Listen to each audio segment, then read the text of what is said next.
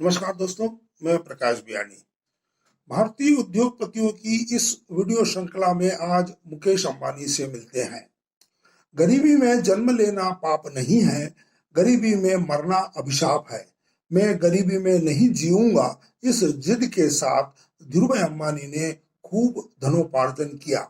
मुकेश अंबानी को उनसे विरासत में देश का सबसे बड़ा निजी उस क्षेत्र का उद्योग समूह रिलायंस मिला। मैं पिता का योग्य शिष्य पुत्र हूं, यह साबित करते हुए मुकेश अंबानी ने भी रिलायंस को सबसे ज्यादा मुनाफा अर्जन करने वाला उद्योग समूह बना दिया है। रिलायंस का कारोबार 140 देशों में फैलाया है। रिलायंस आज देश का सबसे बड़ा निर्यातक है, सबसे बड़ा करदाता है। 2.5 लाख लोगों को इसने सीधे रोजगार प्रदान किया है, तो अप्रत्यक्ष रूप से करोड़ों लोगों की रोजी रोटी का सोर्स है रिलायंस। मुकेश अंबानी के शब्दों में ही कहें तो made in India, made by Indians, made for India company है रिलायंस, जो अपने गोल्डन डिके में दुनिया की टॉप 20 कंपनियों में एक होगी। 1957 में यमन में जन्मे हैं मुकेश अंबानी। 1959 में धीरूभाई स्वदेश लौटे तो भूलेश्वर मुंबई की जय हिंद सोसाइटी के चौथे माले के एक छोटे से फ्लैट में मुकेश का लालन पालन हुआ। मुंबई के पैडर रोड स्थित हिल ग्रेंज हाई स्कूल में उन्होंने पढ़ाई की। 9-10 साल की कच्ची उम्र में उन्होंने अपने पिता को टेक्सटाइल मिल स्थापित करते हुए देखा।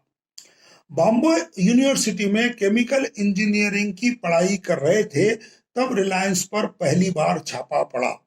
धीरूभाई न्यूयॉर्क में थे। किशोर उम्र में मुकेश अंबानी ने सरकारी अधिकारियों का सामना किया। 1977 में मुकेश 20 साल के हुए, तब रिलायंस ने शेयर मार्केट में एंट्री ली।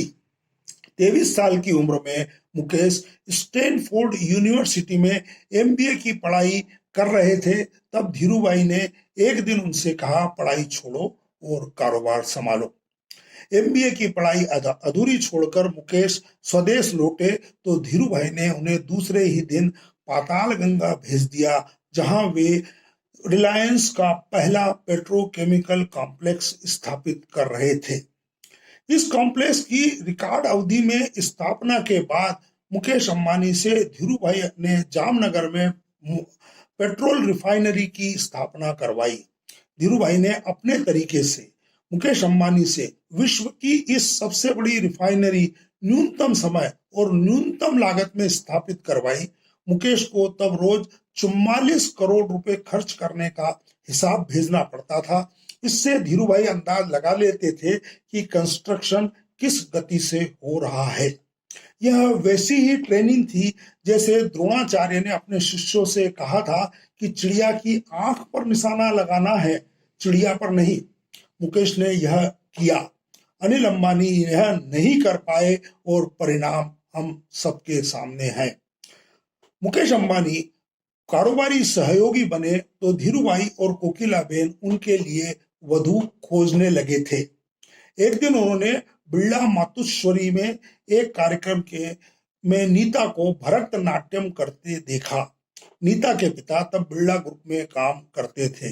दूसरे दिन धीरूभाई ने नीता को फोन लगाया और कहा, मैं धीरूभाई अंबानी बोल रहा हूँ। नीता को लगा कि धीरूभाई के नाम पर कोई उनसे मजाक कर रहा है। उन्होंने भी मजाकिया अंदाज में जवाब दिया, मैं एलिजाबेथ टेलर बोल रही हूँ, और नीता ने फोन काट दिया। धीरूभाई के तीसरे कॉल को नीता के पिता ने रिसीव किया तो धीरूभाई ने उनसे कहा कि वे नीता से मिलना चाहते हैं। पिता के समझाने पर नीता धीरूभाई से मिलने उनके दफ्तर पहुंची।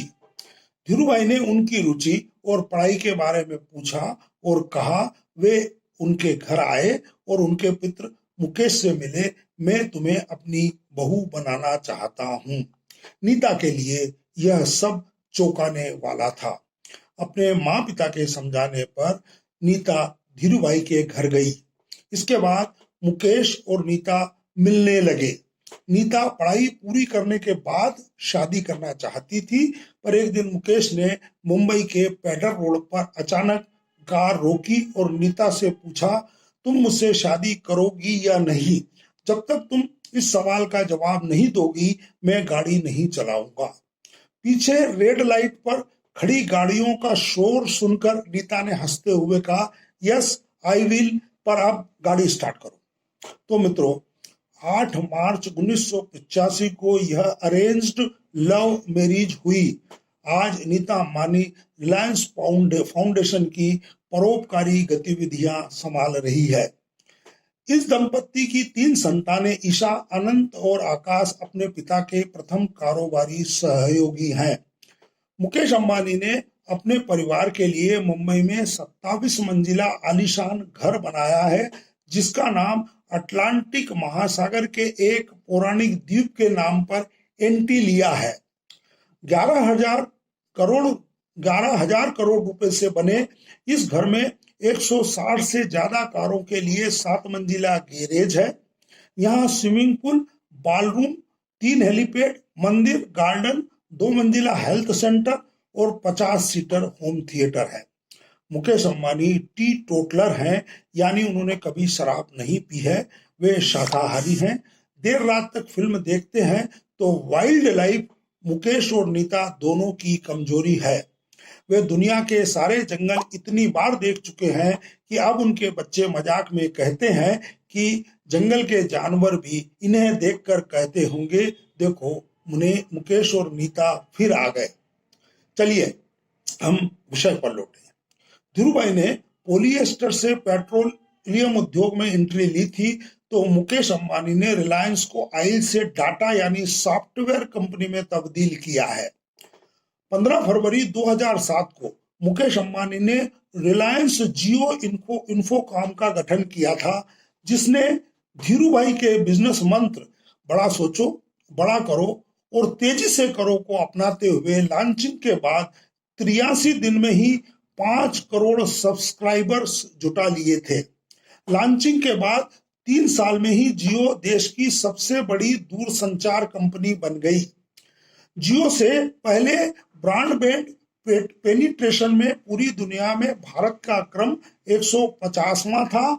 आज मोबाइल डाटा यूजेस के मामले में भारत पूरे विश्व में नंबर 1 है। जियो के 1 दर्जन से ज्यादा एप्स हर आय और आयु के लोगों के मनोरंजन के साथ हर बिजनेस को आसान बनाते हैं। गली मोहल्ले के लाखों रिटेलर्स को डिजिटल पार्टनर बनाकर जियो ने उनकी कमाई बढ़ाई है, तो रिलायंस रिटेल का रेवेन्यू भी 1.25 लाख करोड़ रुपए से ज्यादा हो गया है। मुकेश अंबानी ने रिलायंस जियो को भारत में मोबाइल टेलीफोन, ब्रॉडबैंड तथा डिजिटल सेवाएं प्रदान करने वाली सबसे बड़ी कंपनी बनाने के बाद अपने पिता से मिले एक और बिजनेस मंत्र, कम लागत की पूंजी से व्यापार करो ताकि कम लागत की सेवा अपने ग्राहकों को दे सको को अपनाया और रिलायंस जियो ही नहीं, संपूर्ण रिलायंस समूह को कर्ज मुक्त कर दिया है। जी हाँ दोस्तों, मुकेश अंबानी ने 2019 में रिलायंस शेयर धारकों की 42वीं सालाना सभा को संबोधित करते हुए कहा था कि रिलायंस अपने तीनों सिरमौर बिजनेस आयल केमिकल्स, जियो और रिलायंस रिटेल में नंबर 1 है, पर रिलायंस पर कुल कर्ज हो गया है करीब 1.5 लाख करोड़ रुपए। सऊदी अरब की अरामको रिलायंस के आयल केमिकल बिजनेस में $75 बिलियन निवेश करने जा रही है। इस निवेश से रिलायंस समूह मार्च 2021 तक कर्ज मुक्त हो जाएगा। दुर्भाग्य से इसके बाद अंतरराष्ट्रीय ऑयल मार्केट में प्राइस वार हुआ और अरामको का निवेश टल गया।